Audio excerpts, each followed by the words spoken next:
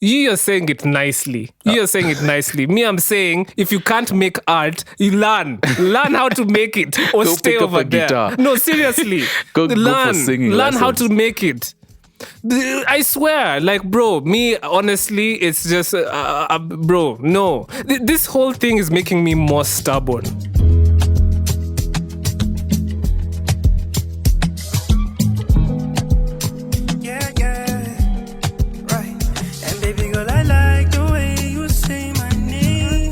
£1,000,000, baby, to make $1 million, baby. You make it feel so easy. I like you like rice and peas. The kind of love that will make man easy. And baby, I'll ignite your world. Just know that your body is symbolic, exotic. Just dial the number and I'm on it. Cause you got the prettiest waist, I know. Just like the city, you're hypnotic, symbolic, exotic. Just dial the number and I'm on it. Cause you are my pretty Mombasa girl. And just like the city, you're hypnotic. Just like the city, you're hypnotic.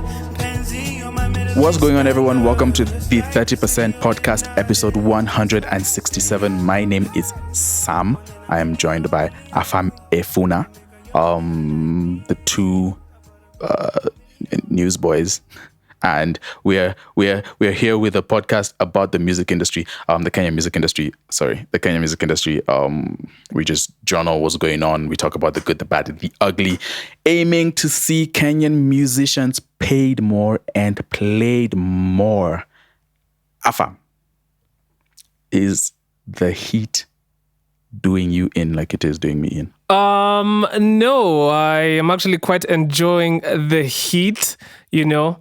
A fine African man like myself. Of course, you had to throw that in there. That was so unnecessary too. That had nothing to do with anything. It's not. Talking about. It has everything to do with everything, man. No. Listen, I'm completely okay with the sun and the heat on this episode 167. You know, right? Jeez. So, yeah, I had to get everything off my chest. Your 6-7 being the things that are on your chest is just, it's sad. It's sad. It's really hot outside. So you're calling me sad? I am. In no way am I talking about your happiness state.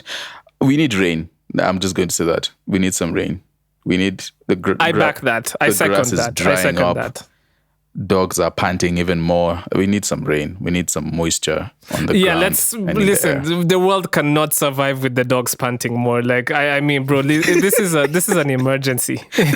This is. That's very true, man. How are you doing, bro? What's going on in your life? What's bro? What's going on?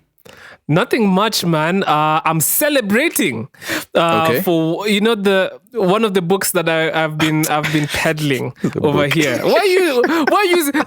Sam, you are the first person in history to scoff over somebody reading books. Why are you scoffing? Yeah, why are you scoffing? No, the way you said I'm celebrating, Anyway. I'm like, okay, what's going on? Like, are we about to get some really cool news? No. But this is actually This is actually cool news. No. This is actually some really surprises, cool news. So talking about, I read a book. So basically, I remember I was on here telling you guys to read the Mistborn trilogy, the first 3 books of that Mistborn series, and I remember saying that if they ever adapted this thing to a show, it would be amazing. And guess what, Sam?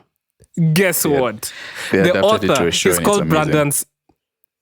No, it's not yet happened, but they just licensed it. Like Brandon Sanderson. Like, listen, this is big. No, this is huge news. Apple TV have picked.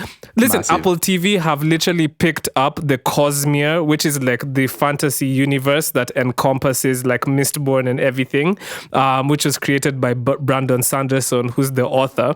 So they're going to make. They're literally going to make a movie about the Mistborn trilogy. Like Do you know how big this is? And then they're going to No. make a TV series based off of the Cosmere. This is going to be the next Game of Thrones. I'm telling you right now. Listen. You like I throwing know. out I the know you. next. Guys just throw out the next loosely. But that's Guys what just it's be going throwing to out the be. next. That's what it's going to be, though. That's what it's going to be. This is going to be the next Game of Thrones, and The y'all are next over here. Game of Listen, Thrones. right now, guys, I'm telling you guys right now, please read the books right now, because this whole thing is going to be the next thing in pop culture, like for the next 10 years. I'm telling you guys right now, you heard it here first. This is an exclusive from the 30% Did podcast. anything music related happen to you? You're giving us Afam's book club is fun and all, but No, that's a big thing that happened in my life. oh dang, yo, bro, you need to. The moment Okay, you touch down in Kenya, you need to a step big out of the thing- house. You need to leave the gate. A big bro. thing. Walk outside. I have. A big music thing that happened to me is I discovered Kapitani's music. Mam Dihe, Iko Kam Dihe. Bro, Like Mam he's Dihe fire. is hard, Nah, bro. he's It's fire. such a He's fire song, man. It's fine. It's a good blend. So It's a good blend of everything we love in rap. It flows. It's actually like sometimes it's serious rapping, like actual bars, and then it's just jokes. Yeah. Jokes and no, fun. I think that guy Kapitani has real potential. Bro, I went down a rabbit hole, Sam. I'm telling you, I was on YouTube just listening to all these like new art. Like, you know the songs which have like 242 views? Like 135 that's where some of views. the joints are too. Yeah. Some Bro, I was good music there, being man. marketed poorly. Let me tell you. There's so many, especially since Toxic Lyrically popped off. There's so many artists like hopping on that like dance hall vibe, and it's some really good artists. Now, obviously, because Toxic Lyrically did it first, it's good. There's not gonna be so many of them who like blow up, because it's been done before and it's not new and novel anymore. But there's some of them who are hard, man.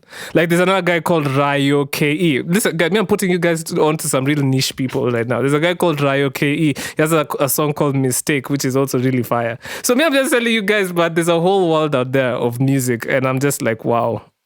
Crazy. So that's a big thing that happened in my music life. Oh, How about you, Sam? you. What happened? Thank you. Actually, you need to stop asking me that question because I've just been grinding. The hypocrisy. The Working. hypocrisy to come at me for, and then you'll be Hey, like, no one said- yeah. Tell Hypocrisy me is about useful what happened, sometimes. and then now. Hypocrisy has its uses. No, I haven't done much, man. It's just the regular. I mean, I actually during the week I was like, I hope you don't ask me what I did during the week, because there's nothing interesting at all. Nothing interesting for a broadcast. This is a broadcast, man. No one wants to hear that I woke up in the morning and went outside and took in a good big breath of fresh air and went back in and sat on my laptop and made music. I don't know if that's compelling content.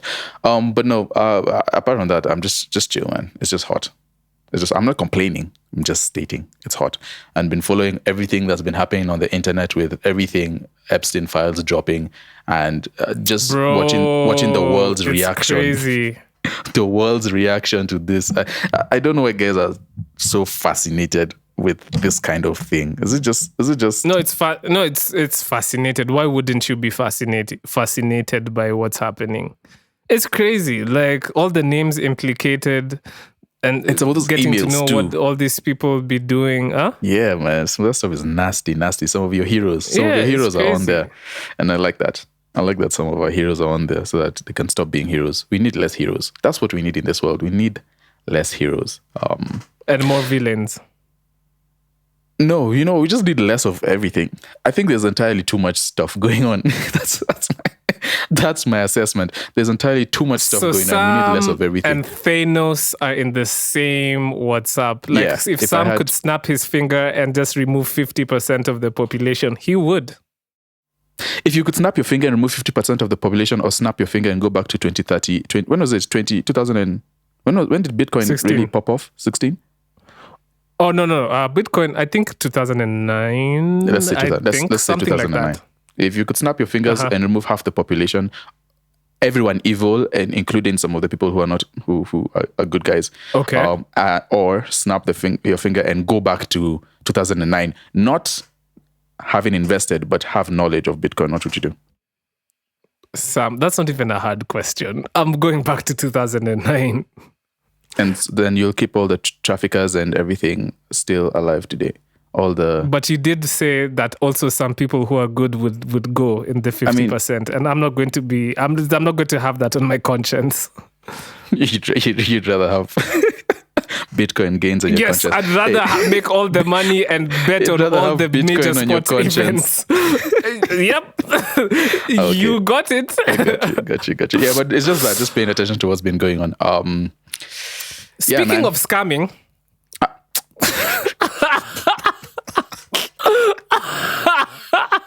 All right, man. All right. Go ahead. No. Go ahead. Okay. Let me not start it like that. That's too much. That's too much. You already did. No taxi backsies. You already did. So, guys, listen. We all know we exist in a very, very technologically. That's not even a word. We live in the age of AI. And it's just not, we're not going to go back to what things were. So context. So how this whole thing started from my perspective was I made a video highlighting an artist who's been popping off. He's called 26. Now, a lot of people will know 26.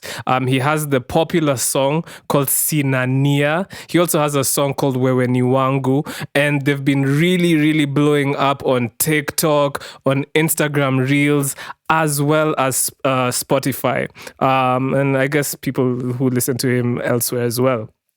And his star has been rising. I mean, they did a post on Nairobi Gossip Club recently.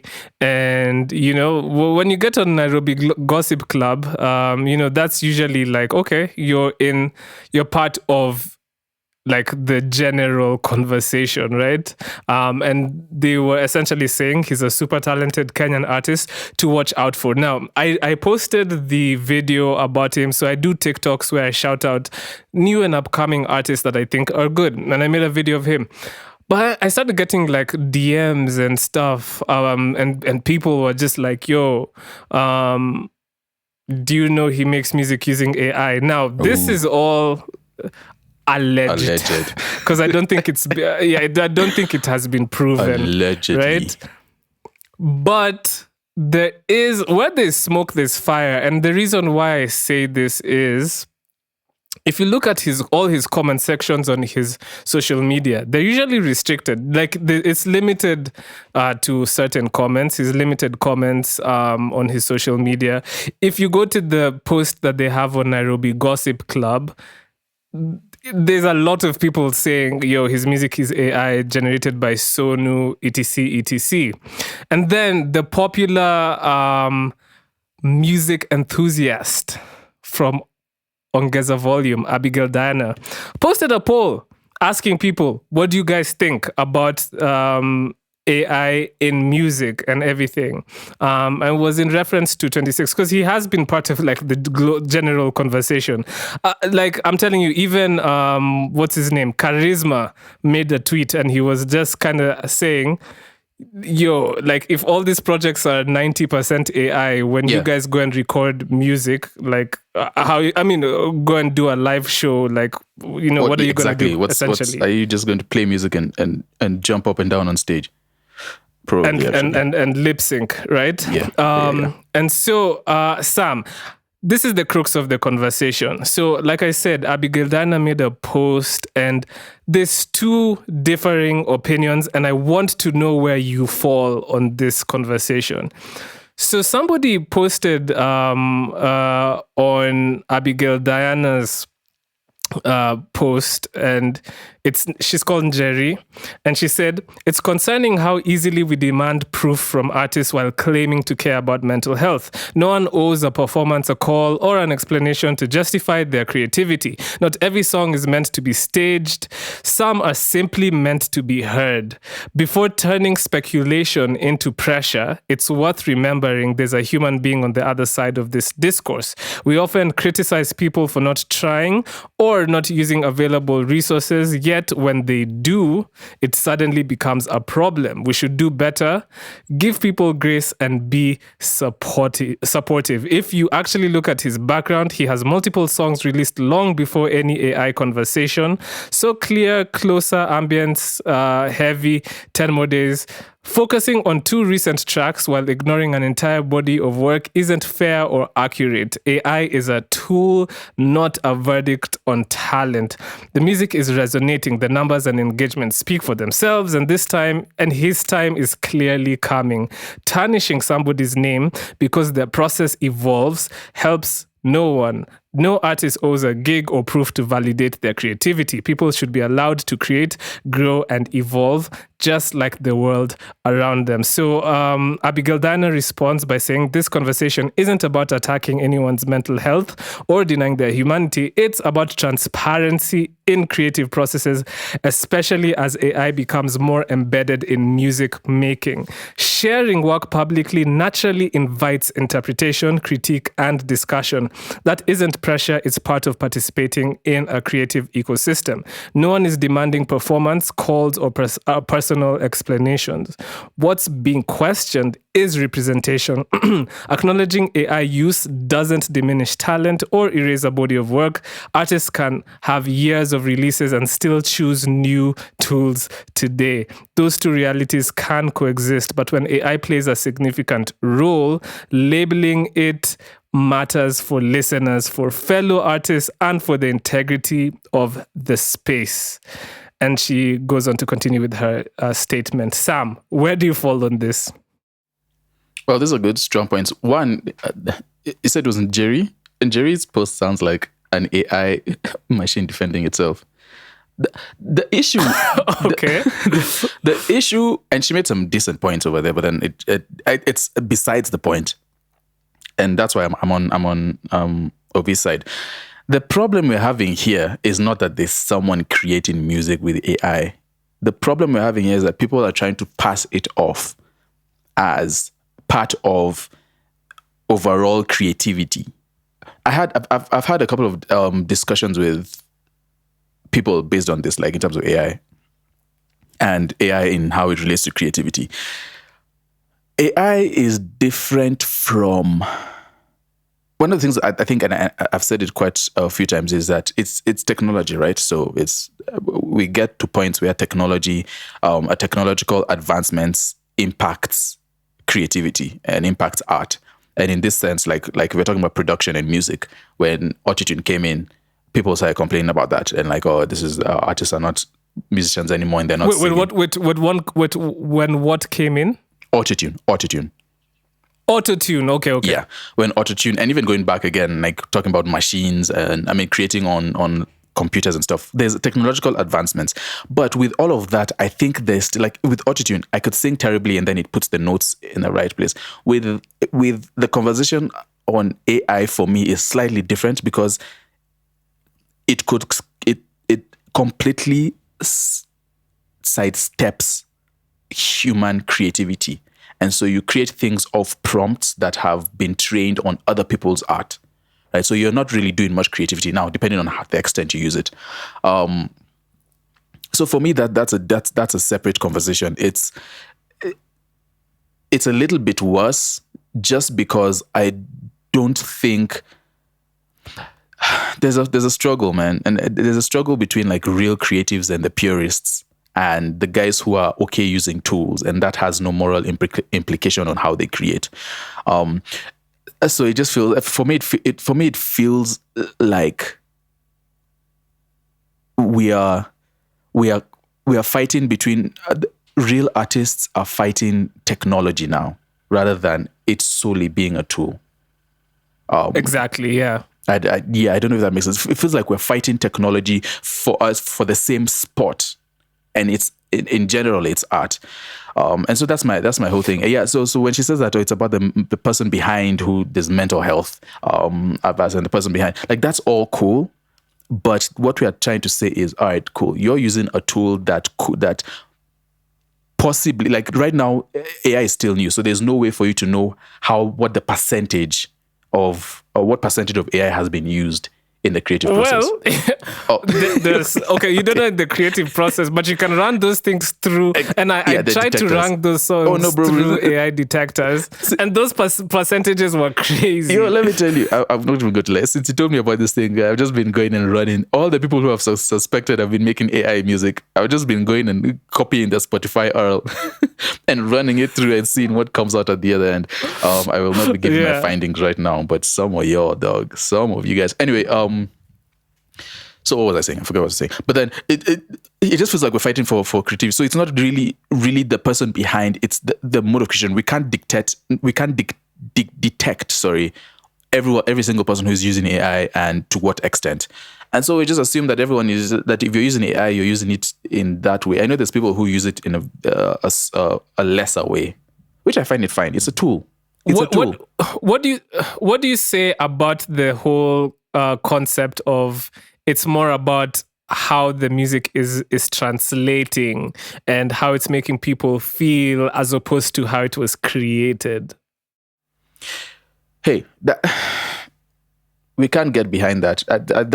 We can't get away from that. That's the nature of creativity. That's the nature of art. Music's primary. I'm not its primary. I think that's wrong. But then one of music's primary goals is to make people feel something, to translate their life back to them and to make them feel something. So if you people are not natural AI detectors, like human beings, our ears, like there's a lot of people who are like, oh man, I didn't know that was AI. If you're really in tune with the kind of creativity that is, like, there's engineers who would listen to this and know, all right, this is AI art. Like even the billboards, and like this adverts and ads and stuff like that, you can tell if you're trained, but then the regular person isn't trained. So they are not weighing how the art was created versus how it makes them feel. All they have is how it makes them feel. So people will create AI. There's the song that's really blowing up on TikTok, that Papa Ote song. That's another problematic one. Exactly. It's topping the charts in this, and there's another song that went number one, especially in South Africa, I think called Suba, if I'm not wrong, that has gone number one. But then that's created by AI allegedly. And so there's a big fight on, all right, cool.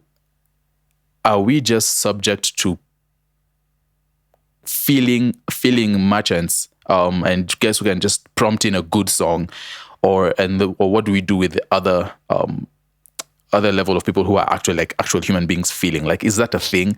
What's the moral? Actually, what's your moral stance in between there? Like, how do you figure that out? Okay, what's my moral stance about all this? Yeah, I think it is so scammy to pass off your music as authentic when you're using AI. Yeah, that is horrible. It's horrific. Listen. It's all alleged when it comes to 26, but this conversation is bigger than him, right?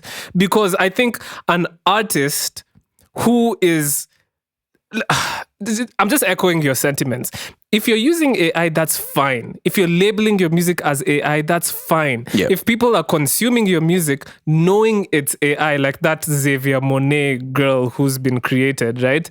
And people know it's AI and they choose to listen to that, that's fine. I feel sorry for you guys that you prefer to listen to AI music, but ultimately, that's your choice and that's okay. You do what you have to do.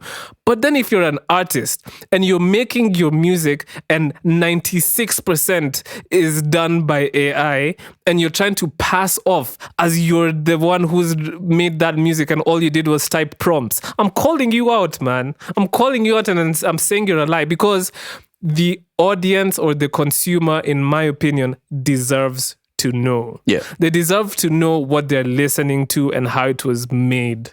You know what I mean? I don't know why, but I just feel like it's a lie to someone and make them feel like, because the music that AI generates, unfortunately, some of it is really good, but I feel like it's so deceitful to kind of just like Slap your take name on away it. that beautiful and take away that beautiful part of music where somebody feels like, oh my God, this artist is talking to me through the music. like, that's what music is Typing supposed to to you. be.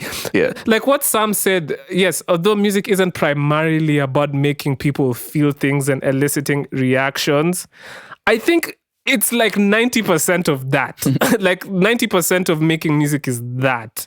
And I think that we are losing the recipes. Yeah. We're losing the recipes as human beings. We've lost the recipes. Because this is just taking us down a very, very scary path. And to see that this is happening in the Kenyan industry, allegedly, like, it's scary. And Okay, so I just wanted to ask you one question though. Like, what do you think the average listener cares? Because you and I care on an artistic level. Do you think the average listener cares? Because you see, like, there's so many people, and this is not calling her out, but there's many people who would echo what Jerry said and would have the same opinion that she had. Not to say it's a wrong opinion. It's just it's just a differing opinion to the one that we have. Do you think the average listener cares? Average, well, that will depend on, I feel like that could depend on where it is. In regions where people are more aware of what's going on in the AI field, I think they would have more to say about it. And I want to believe that as a human being, like if you're more reliant on human creativity rather than computers. But if you go to a region where they are not as technologically aware, might be advanced, but then just not technologically aware, and it's not on and like at the top of mind for everyone, then they might not care as much because they're not really thinking about that. It just depends on how much you're thinking about it and how. But isn't that still taking advantage of them? Well, it is. It's taking advantage in an ignorant way because they don't necessarily know that they're being taken advantage of. And so if you don't know you're being taken advantage of, the taker of advantage might be able to use that as a plus for them. It's like, all right, listen, these guys don't necessarily know, so you're the only one who's bothered. I'm not bothered. That opens up a Pandora's box about humanity and how life is. That's very unfortunate, though. That's because what you've said is scary. Like you couldn't think about the number of things that happen in life. It's not even harmful. Like, if you listening to AI music might not be harmful, right? Yeah.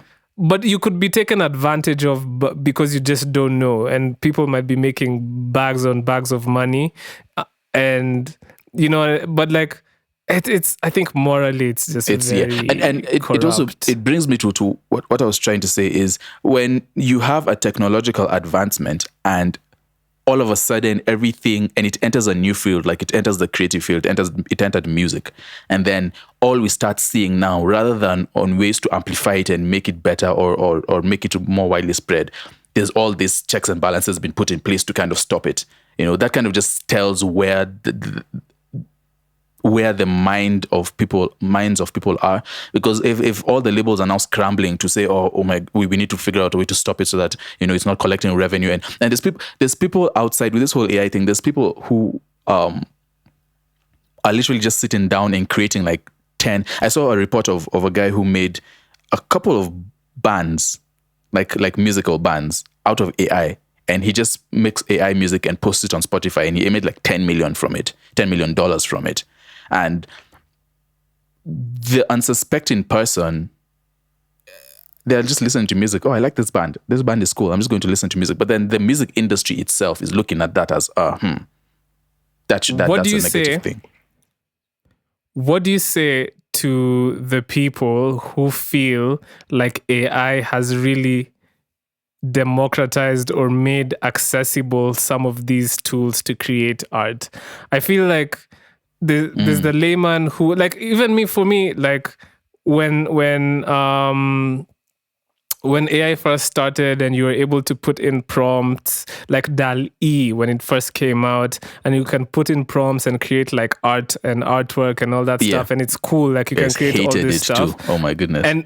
And me, who I'm unable to, like, you know, make vectors or whatever and stuff like that, like, it helps me do that, right? And it's cool for a moment, right? There's people who have no idea how to make music, and AI helps them feel like they're creative, they're part and of the creative. They can, you know what I mean? Do you think it's unfair to, like, essentially say that those people don't deserve to at least experience the feeling of creating art through AI? Yeah. I mean, you can't really say that, right? Because the technological advancement, and technology is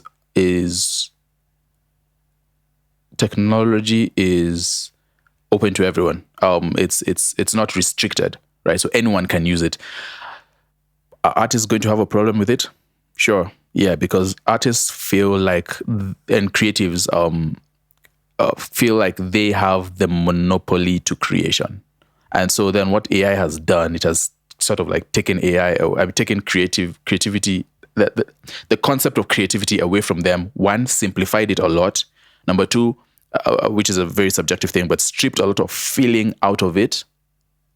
And then three, made it like fast food. And so now anyone who, the mere reason that you can prompt in, I want it to feel this way, like, it's just all, it's very weird, because as an artist, your human experience would cause that rather than a bunch of prompts. So yeah, I feel you're like being Sam. Yeah. Mm-hmm. Oh no, go ahead. No, I was just saying, yeah, I feel like it's how do you say that? The democratization, yes, of creativity is not necessarily a great thing for the creative field, because it will cheapen what everyone else is. What you are saying it nicely. You are saying it nicely. Me, I'm saying, if you can't make art, you learn how to make it, or Go stay pick up over a there. guitar. No, seriously, go for singing learn how lessons. to make it.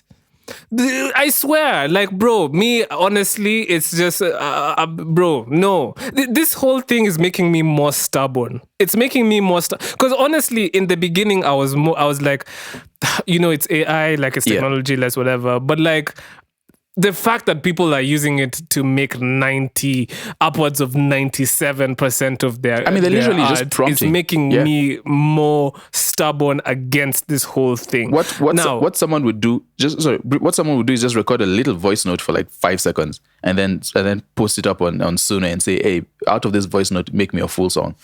I think using AI to, like, if you use AI to say, okay, could you give me prompts of topics to write about? Then it generates like 10 different topics. Okay, fine. Give me prompts of, okay, what are the ideas I can use to roll out my album based off of research from other people who've rolled out their projects. That's cool, you know what I mean? Give me prompts of like ways to create captivating artwork. Okay, it gives you prompts, and then you go out and like hit up like people to make art based off of that. Like, I like the idea of using AI to give you ideas, because nobody has all the ideas in the world, and then you can create those things yourself or have somebody help you. You could pay. You could be like, "Yo, AI gave me these prompts, and then I'll give it to my bro, and he'll create some digital interpretations based off of that." Like, I feel like that's a nice way to use AI, right? And then also, as an artist, do people not feel like, Sam, do you know that satisfaction that comes for making something yourself and just like knowing I made this with my two hands? No. Do people not feel empty when you're getting accolades? Yeah. For something you didn't really make? The people who care do. the person who is using AI for what it offers, they don't care. It's about the end product. It's about creating a song. And so once I've created the song, or however I've gotten to creating that song, I'm cool. They don't seem to mind. Actually, on that, I kind of have a question. So what is it different if I, as an artist, trains an AI model on my music? I have 4 or 5 albums out, and I give it, okay, this is the input. This is what I want you to study, and then I now prompt in new music based on that solely, not based on other things, but based on that. Do you think that's the same thing as, or do you think that's a similar problem? That's different because you're prompting it, you're training it using your music, right? Yeah. So this is something that you're doing. Like, that's a fun experiment, honestly. That's an experiment that even I would engage with to see what AI does. And if I decide to release that music, I'm telling people, this is how I came up with the idea. This is what I did, and this is what came out of it. That's fine. You know, for me personally, I'll be like, now, is it problematic in the general sense? It is a bit scary that we are getting to this place, but as we've been saying, there's no going back from this. There's really nothing you can do about it. There's no going back from this. So you just have to like accept it. I think what we need to do, and which is, I've seen that on TikTok. Of course, it's not perfect, obviously, but then maybe Spotify, YouTube, and them, they all need to adopt that whole created by AI, or that little what this post contains AI. What does it usually say? Yeah. But then that an indicator that this has been done. Like the way on YouTube they say like this is an ad or something. This is a paid ad. Even on TikTok they do it bottom this left. They always say this is a paid ad. Yeah, so maybe Spotify now need to adopt that. Now, how would you know? I guess it will be difficult to tell, but then maybe they can figure out a way, use detectors of their own, and then notify the person who's uploading them that they're going to put this label, and then you can dispute it before or whatever it is. But then there needs to be that indicator, I think. Otherwise, then it's really a free for all, and then we really can't complain at both the positives and the negatives, but especially the negatives of having AI, artificial intelligence, creators and creativity up there. And some lazy so Sam, me, the last thing I'll say, and in reference to the comment from Jerry, like, listen, okay, allegedly, if 26, for example, is not making music himself and is using AI, right, and not letting people know that, of course, there's going to be a huge crash when that becomes like the common knowledge, and then there's going to be some people who will still back him, and there's going to be a lot of people who will be like, nah, we're boycotting this, we're not listening to the music. And obviously that's going to have a huge mental toll on the guy, on the artist, because of how he's gone about it. So us not agreeing with that comment is not us not agreeing with the sentiment that mental health should be taken care of properly. But also at the end of the day, if you're trying to like make it seem and make it seem like you're the one who is making this music, then also you've brought it upon yourself. And at that point, I can't really feel so much sympathy. I'm sorry. When somebody who liked you finds out that you're making your music with AI, and then they're pissed off and they're like, no, I'm like, fuck that guy, I'm not listening to your music. You kind of deserve that because you're the one who made it seem like you are the one who's making the music. Now, if you went about it the right way and labeled your music at the first instance and told people, yo, this is how I'm making my music, then if people are being mean to you afterwards, then I also am not okay with that. Mean to you, but like if people are being mean to you after that, then of course I'm not going to back that. So I don't understand. In my opinion, these things need labeled. I don't understand the mental health angle. Like, so we should not call out this potential thing that can ruin creativity for actual creators. So we should not call it out because it's going to offend somebody. Like, nah.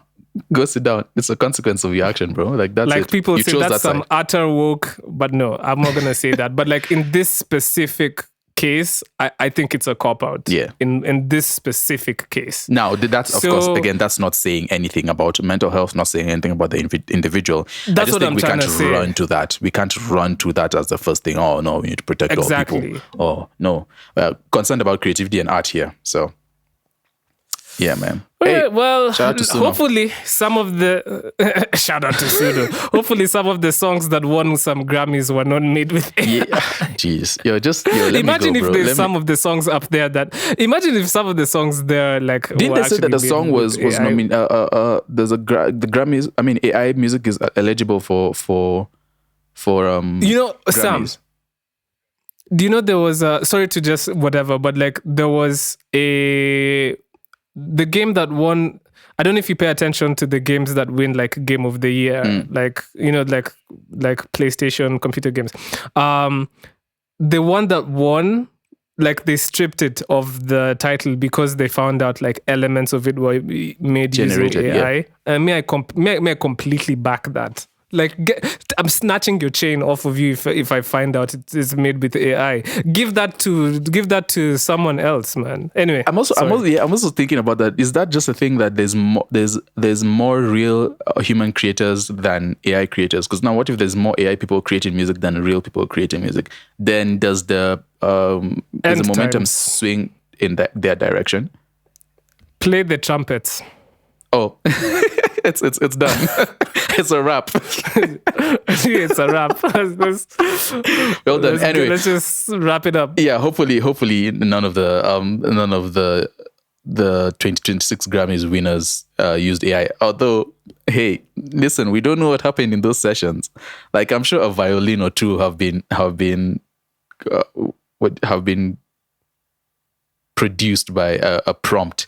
I'm pretty sure. But anyways, yeah. The Grammys were upon us. They were upon us. And winners. I mean, okay, let's first of all, because we have thoughts about the whole thing. Or where do you want to start? Do you want to start with the categories that affect us the most? Or do you just want to dive in? Okay, let's start with the ones that... let's start with the ones that interest you specifically, and then interest me specifically, and then we'll talk about the one that I feel like has broad implications to us specifically. I mean, so what interests you from this Grammys? Well, interesting is obviously it's the ones that have people from our region. Sounds terrible on there, and of course you have to scroll all the way down, bro. Like you have to everywhere that the Grammys have been posted on all the different websites. You really have to go down and down to look for where the best African performances are and the global music, since we're still doing that in 2026. You have to really scroll down to look, and it's right next to the children's music album and the comedy album and compilation soundtracks. Like it's just so, we're in such a forgettable place. But couple of nominees. So the best African music performance, Love by Burna Boy was up there. With You, Davido and Omale was up there. Hope and Love by Eddie Kenzo and Martin. I don't know how to pronounce that. Gimme That by Ara Star and Wizkid. And then Push to Start by Tyla. I mean, when I look at those names, the only one I felt was going to win is Tyla. I feel like Tyla is on a upward trajectory at this point in her career. She's just, if there's nothing new coming out, she's what's new coming out. And so I think everybody's just absolutely in love with what she's doing. She's already won next year's Grammy with Chanel. Oh yeah, that stuff is playing everywhere. Hey, you love me for me, Chanel. That Chanel. Song is... for me, Chanel. Yeah. But I can't believe I just sang that. But yeah, so that was that. And then the other category was Global Music Album, Sounds of Kumba by Siddharth Bhatia. Please forgive me. No Sign of Weakness by Burna Boy was really the only one on there that I am aware of. And that didn't win. Maybe deservedly so. I don't know if that is his strongest project. No, not maybe. Not maybe, deservedly right, so. Unfortunately, no sign. Those are Afam's thoughts. No sign of weakness by Burna Boy was not his strongest. Not his strongest project. Yeah, kind of project for sure. So for that one, I it's okay if he didn't win. Yeah. First, but Sam, did you think Push to Start deserved it? I guess. So if I'm being honest, Please. Oh yeah, I'm always honest in Yes, this please. podcast, Sam. Come on. For me, it would have been a close call between Gimme That and Push to Start. Burna Boy Love, I don't really like the song With You by Davido and Omale to that level. It's a good song musically, but it didn't do it for me. And then Hope and Love by Eddie Kenzo. Burns you, doesn't it? No, it's nice. Because It's it very makes you nice melt. and hopeful. It's happy, yeah. and happy, Yeah. but like I don't see it winning. That's opposite of who you want to be as a human being, obviously. So you can't have that as a soundtrack. No, as a creative. Only dark things for Afam. Only dark things for Afam. So for me, it would have been, I would give it to, if it was me, yes, I think I would give it to Gimme That, because I think I did like that song more than I did Push to Start. But I'm not saying Tyla didn't deserve it, because I think she really deserves like all the accolades she's getting. Some people say that she don't. Some people are throwing up all the industry baby talks. So that's the discourse on social media. So Tyla is getting it from all angles. One, she's getting it from Nigerians. Two, she's getting it from African Americans. So let's have this. So let's have both conversations. One, Nigerians are saying, Nigerians and a bunch of other people are saying that Tyla's music isn't really African music, which opens up a huge conversation, because she is African and she is making music and even if you listen to Push to Start, the beat is Afrobeats, right? Now, the way she expresses herself is in a very pop way. It's a fusion between pop, very pop, and maybe Afrobeats and more stuff. pop than we've seen. I think more pop than we've naturally seen. Than we'd naturally see. Yeah. So the conversation is she only in these categories because she's African, and should she rather be placed in pop categories? Do you agree with that, or do you think she's exactly where she deserves to be? Like, do you think Tyla is going to do well if they take out of the African category and just put her in like the regular pop category? No, realistically, no, she's not. I don't know if she would. Maybe. You think they're picking Tyla over Chappelle Roan and Sabrina Carpenter on pop? Yeah. So now, if you I think you're right. You're right. If you think about it in that way, like if you just take this music and put it in that pool, I think it kind of gets lost, because there's a lot of people doing that there. So she stands out here because of sort of what she's doing, and the genius in how they're building the artist in Tyla is that they're really trying to market her as, like, there's aspects of her, like when you watch some of her interviews, and there's aspects of her where she's constantly talking about how, you know, where she came from, and it's those beginnings, and it's she has those African roots and everything. But then when you listen to the music, it rarely has African themes, does it? It's very, very, very much Western. Yeah. And I wouldn't even say global. Yeah. I would say more Western than global.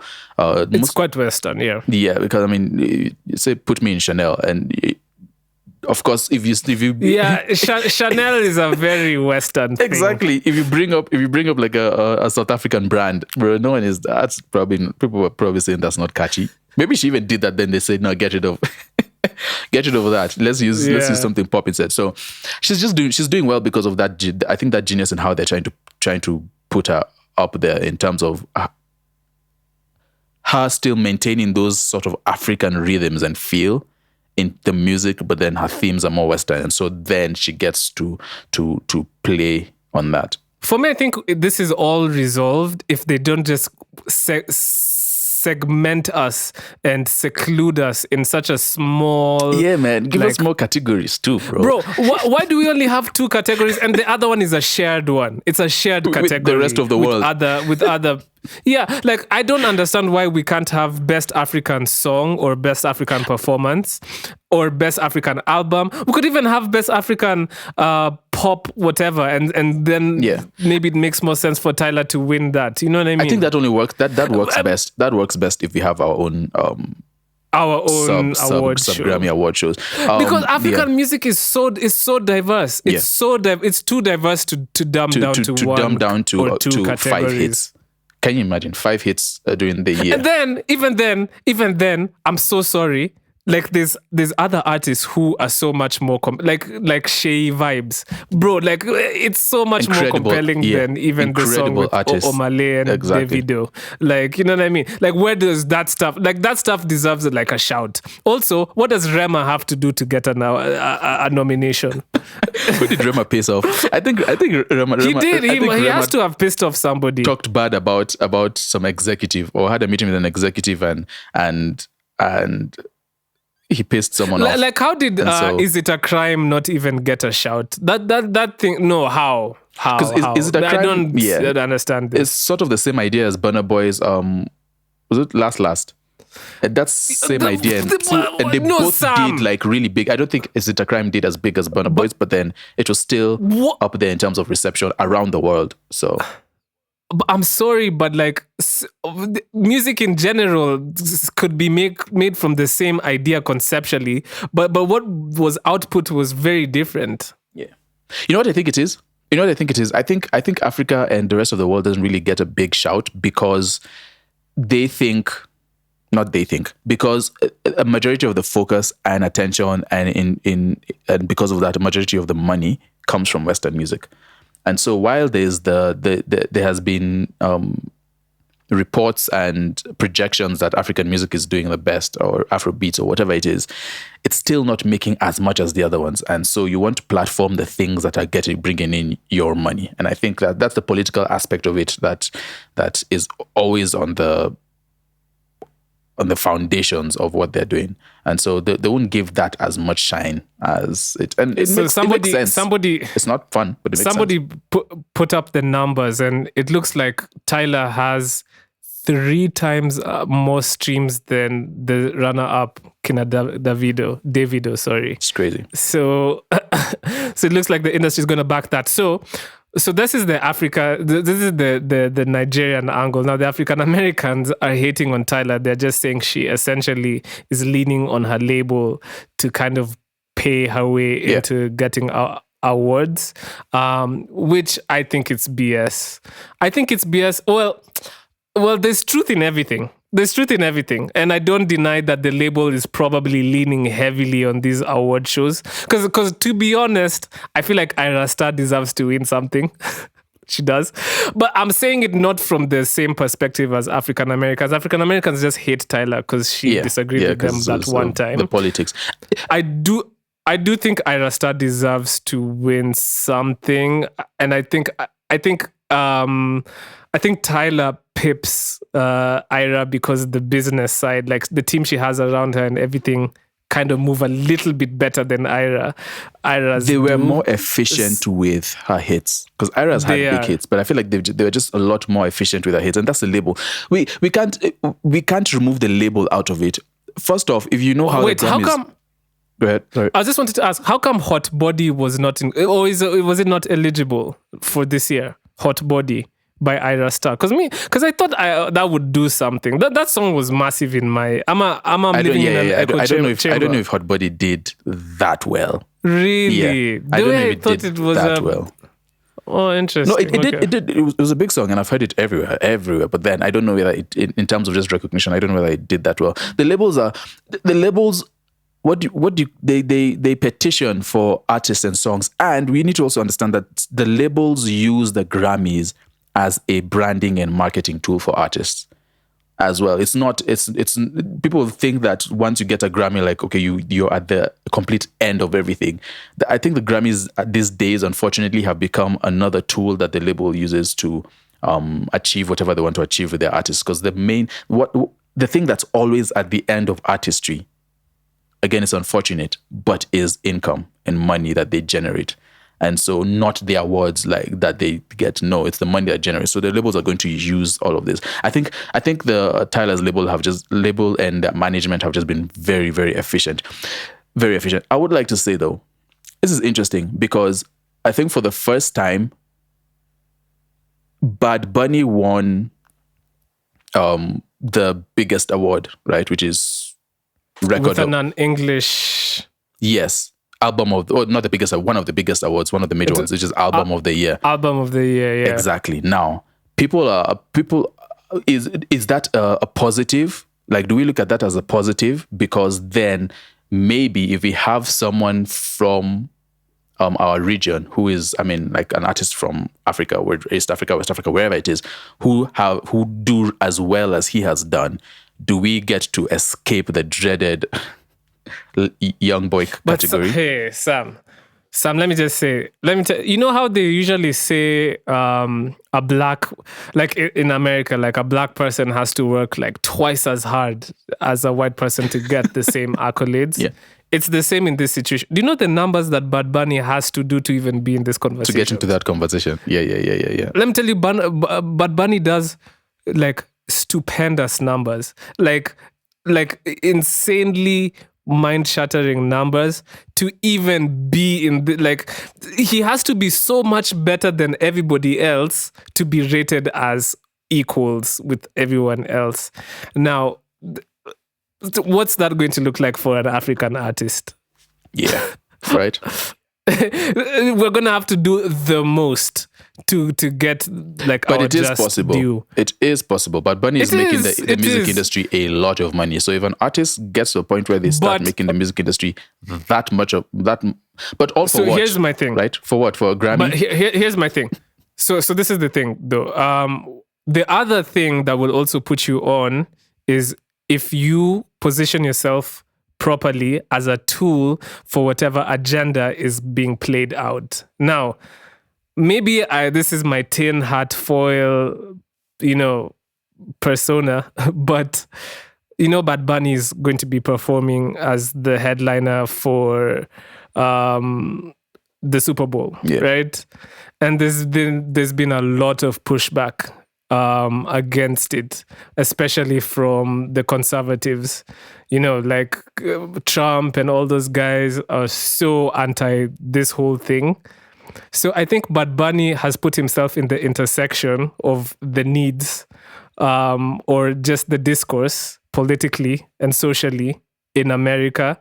And so it's perfect for him at this point in time. Not to say he has won because of that. I just think, yes, he had a good offering of music, but also it's a good opportunity. Sorry. But it's also a good opportunity for whoever is pushing a narrative to push the narrative against that narrative the conservatives. So they found the angle. That narrative is going to be used. Exactly. So for an African to win, you have to also be a little bit lucky in the sense that what is Hollywood or whatever looking for at the time, what's the discourse happening, and how do you fit into that narrative? And now, yes, create good music, but how do you fit into that narrative? And There's so much good music that's been ignored. No one cares about good music. So I think it's also very political why he won. Yeah. Don't you agree? I think it could be as well. So, what else? Listen, all these awards are always political. Like, yes, it's also about good music, but it's also very much about people's vested interests. Let's just say that. Anyway, shout out to everyone who won. I was particularly happy for Leon Thomas. For just he had a great year. Leon Thomas has been releasing really good music.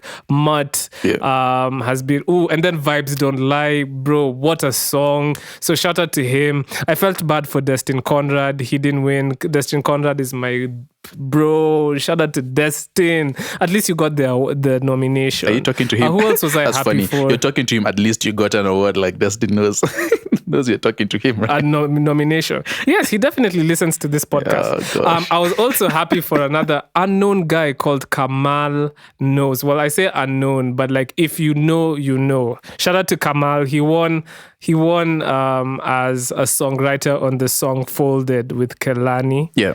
And listen, I've known about Kamal for the past 3 years, and it's so good to see artists come from literally just fledgling status to doing big things. So for me, those are the two like narratives that I was really happy about from the Grammy. Yeah. I also the last thing I think I also really liked was Tyla, the creator, on Chromacopia. Since they didn't give him anything for the actual project, they decided to give him something for the album art, which is good. His album art was very striking and it was very conceptualized, which is cool. Like once we start seeing a lot more of this, I think maybe more people will begin to pay attention to that aspect of things and not just like pass it off to a designer, but actually like figure out a concept and idea and use the album art to... Or worse, pass it off to AI.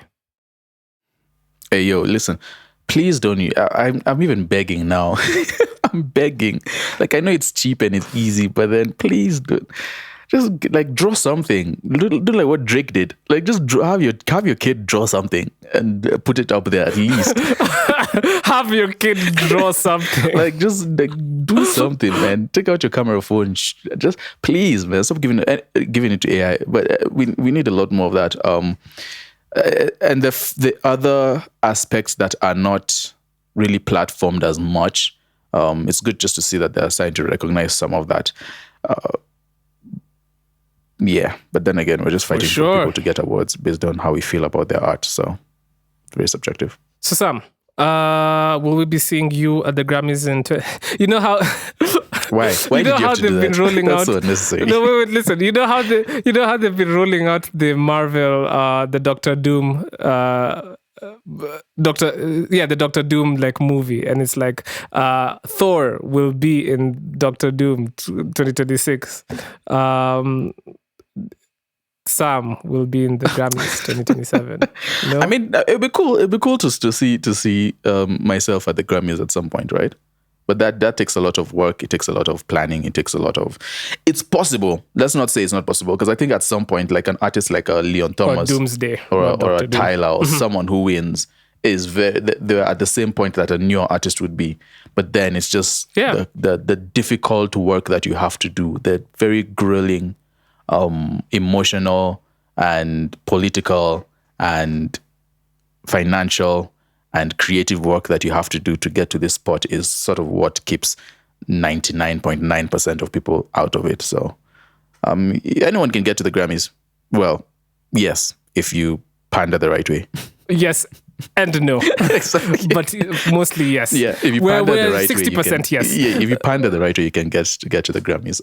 Hopefully, again, sometime in the future, we'd like to see some of our Kenyan artists on here, and not the older acts. I know when you hear Kenyan artists, I know the few names that come to mind. No, more artists that are doing incredible things and who aren't using AI for their art. Speaking of, and yes, guys. Before we even do that transition, yes, Pink Panthers is Kenyan. Oh my God! Bro, how many, you've been waiting for that. Have I said it on this podcast? You've been waiting for that just so you can briefly mention. I've been saying this on this podcast like for the past 2 years, bro. But before we even get to new music, I did want to do this. I wanted to do this last week, but I forgot. I wanted to give a big shout out to Philip Koth, Philo. We had him on this podcast episode. He's like he was our first ever like interview actually. And he is going to be, or I guess he has started his role as A&R at 1 RPM. So shout out to Philo. That's big. That's big news. So just gotta clap it up for him, bro. Yeah. Hopefully, I just wanted to give him a huge shout out because his ear is always to the ground, right? So hopefully he can. No, it is pick out. And he's one of the people who's shaping that we're talking about. He's one of those people who's shaping culture, right, bro? I remember on that podcast he was like, we asked him like who are the new people we should be listening to, and he was like, for Mr. Frank White and whatever. At that time nobody knew who he was, but now there's so much buzz around Mr. Frank White's name, and so it's like, wow, you know, Philo, he knows what's coming, and I just wanted to give him a shout out. New music to Philip Koth. New music, a couple of drops this week, very interesting music that came out. Let me see. I want to see what, because the first song that I ran to was Dilly Darling by Nikita Kering, because I'm always trying to see what Nikita is doing. And it was interesting, going to a more acoustic route, very, very chill, very minimal drums, guitars, with more of a focus on songwriting and just sort of like the acoustics. So that was interesting. It'd be really cool. I don't know what it is. I feel like I want to see what Nikita does with a producer out of the current pool that we are sort of have. And not to say anything about any of the producers. That's not even what I'm saying. It's just like I'd like to see how she can how much more she can elevate in terms of like her ceiling. I feel like maybe she's not reaching there, perhaps, and it could be for many reasons. But then yeah, it would just be cool to see. But shout out to her. This one was produced by Cap, which is interesting. Just again seeing him delve into things that are not 808 based, and he's sounds good. It's the No, but Cap has been doing that for a while, bro. You're making it seem like all he does is 808s. He's good at 808s. I do have thoughts though about this Nikita song. Tell us. I think she can do way better. Ooh. Why? In terms of the way the music is presented to us, we all know she's talented as a vocalist and she comes up with really great melodies, but the quality of that release is not up to Why do you sound so what sad? I expect from. Because I am. You Like sound so Nikita sad. is she's one of our premier like R&B Songstresses. No, actually she's just one of our premier acts in general, right? Yeah. Maybe this is me coming from me as somebody who listens to music a lot, and I take a lot of issue with the quality. So when you say surrounding quality, the like music. what do you mean by that? In a So you just a listen to lighter that way? that release and it's just not mixed properly. Like her vocal, like for example, it's almost unbearable to listen to. Like the high end it sounds like a demo. I'm sorry, but it sounds like a demo. And I think it's not okay for us to just be releasing music like that. And this is not calling her out in terms of her vocal ability and her ability to make melodies and hooks. But it's just like, where's the quality control? Yeah. But Hey, I'm not saying this as a guy who releases great music 100% and that's the problem with being in the creative But this is sphere just- yourself, because someone could easily I just know, say, because people will especially because turn it's it around on you. subjective. Yeah, people can easily say, "Oh no, your stuff." know. Why? Who is he to talk? You know. I'm not saying this in a way to like tear her down. This is really just my opinion, and unfortunately, it's just how I felt. When That's something it came that out. that's something that many people in the industry suffer from, though. Is we don't have a lot of like dedicated and professional guys who can make stuff sound in a way that competes with the rest of the music scene. And so it's not just her. A lot of people suffer from that, and even in many different areas too, in songwriting, production to a great extent of it. So it's I get that criticism. It's something that we definitely are struggling with. Shout out to Nikita, man. Shout out to you. Shout out to Nikita, yeah. Yeah, the other thing I went to Mrumbi and Sahela, I think that's how you pronounce that, released Early Mornings. Again, we know Mrumbi for that sound. That was pretty cool. I also ran to Mr. Black by Boy Black. Boy Black is an artist who I think is pretty dope. Very, very good at what he does. And produced by someone he's collaborated with pretty much, Kili Hippie, yeah. Sounds like Kili Hippie now I think about it. But it's more of the trappy side rather than, the sample drums, boom bap type sound. So shout out to him, man. Boy Black is fantastic. I think he's really dope. I think he's doing a really cool thing. I'm hoping that he begins to move towards the mainstream. Not that I'm wishing mainstream on anyone, but then I think we need more rappers who are bold about it, like in the way that he has done, I guess, on this song, to be up there. So yeah.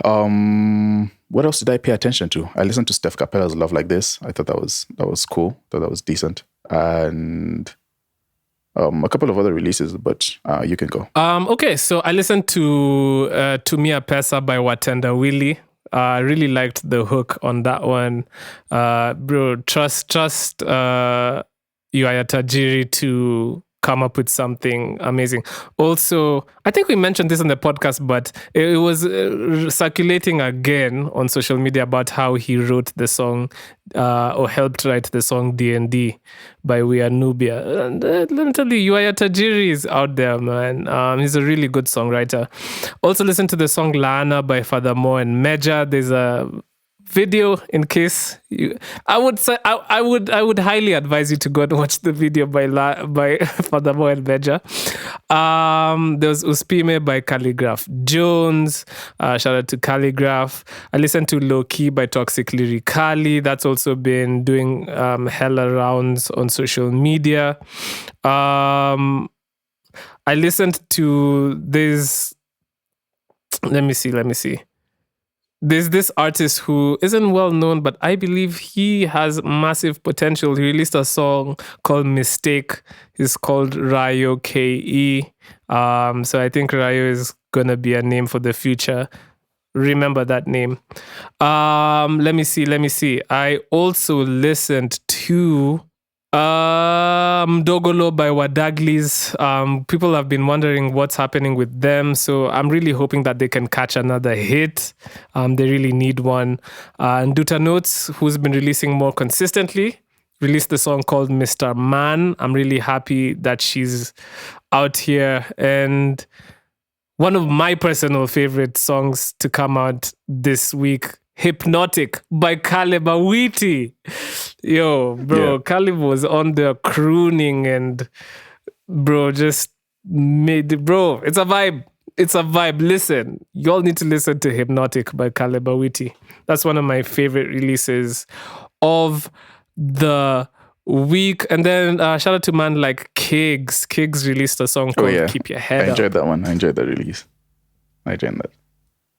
Enjoyed that further. All right, Sam. I think for the end of the podcast, I would love to play the song Kichapo by Mordecai Dex. I really, really thoroughly enjoyed the production and just his vocal prowess on this song.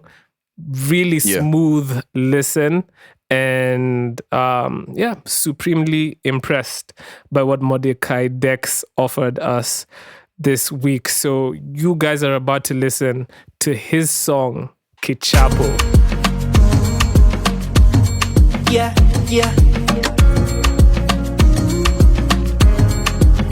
Mana Dexter.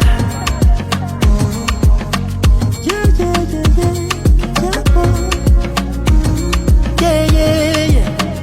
Stepping out, feeling like a milli. Lukumoto sana kama pile pile. Yeah, ni usiku saa mbili. Masaa ya kutuliza akili. Everybody wanna get down and get jiggy. Weka shida chini ya chilia mwile. Ni tamasha na tumesha wasili. Yeah, kila mtu pewa mbili. Yeah. We work hard every day. So when it's time to play, then we play. If you owe me money, then pay. Hapana sema check in a delay. Na tunachapa kazi na confidence. Quality ya janta, opulence. Veni vidi vici, dominance. Kila action iko na consequence. So calculate, circulate. Na usisakam navigate. Na tumapin, unilocate. To operate, wanasema ninaongeza weight. Ni tunajipunguzanga stress. Na meditate, na elevate. Nazidi kuwapa Kichapo. Nazidi kuwapa Kichapo.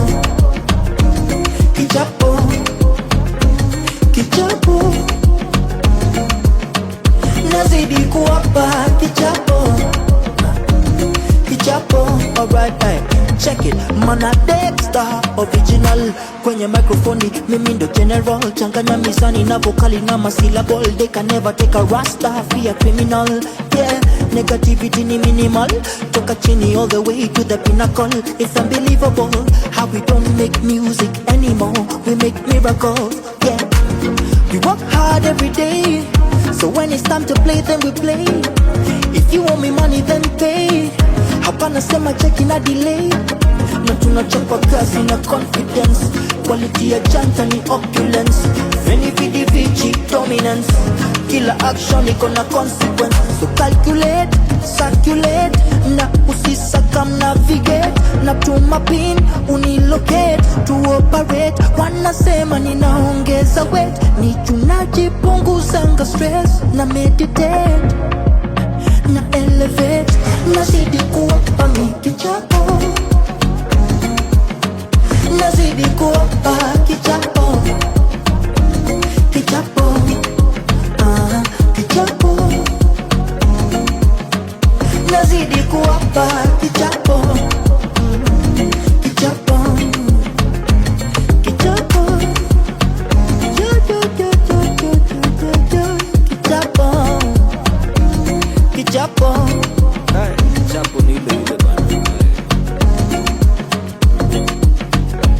Kichapo, yeah.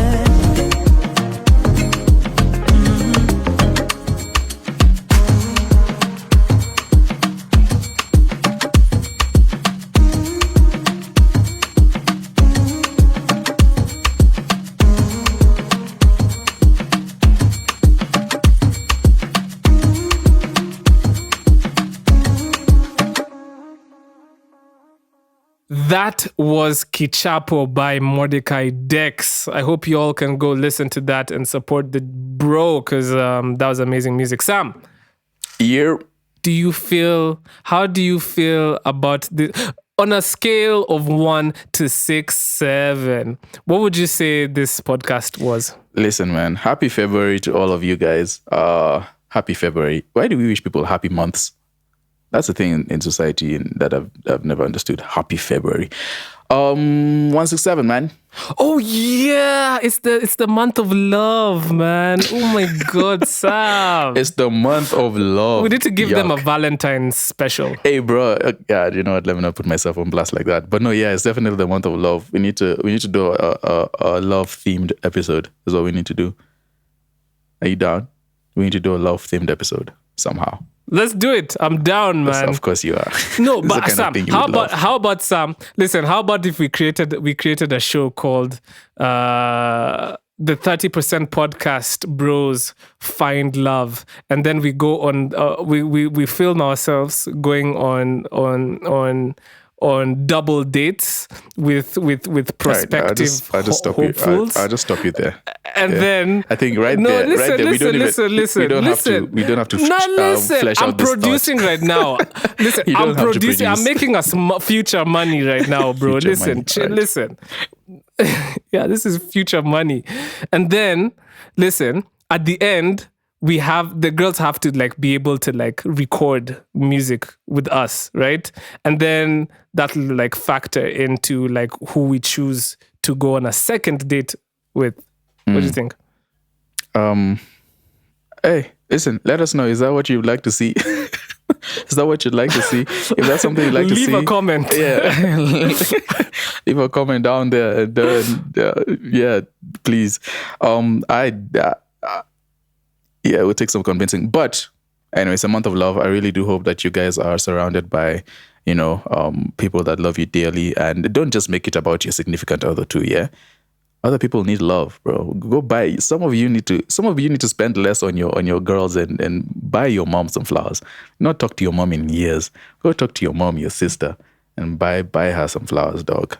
But yeah, celebrate the people in life you love, and play into the capitalism and buy them chocolate and flowers. And buy them chocolate. Listen, we started this sarcasm, podcast by the because we way. wanted to see Kenyan artists played more and paid more. If you're new here, I like to end the podcast with the 3 C's, which is a mantra I devised to kind of help myself as an artist and hopefully help you. Number 1 is confidence. Always be confident in your work. If you're not confident about your work, other people won't be. And, you have to radiate confidence. Number 2, consistency.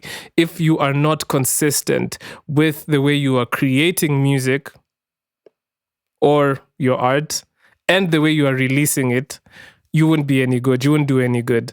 And that's something that I've realized in my own life. Sometimes I lack consistency with creating music.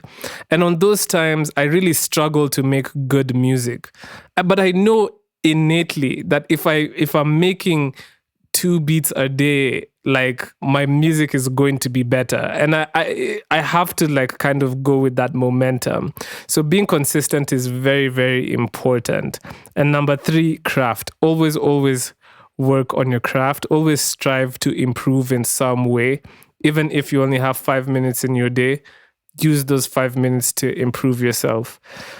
All right, man. That was the big episode 167. And yeah, man. Every time you say that, I want to fight you.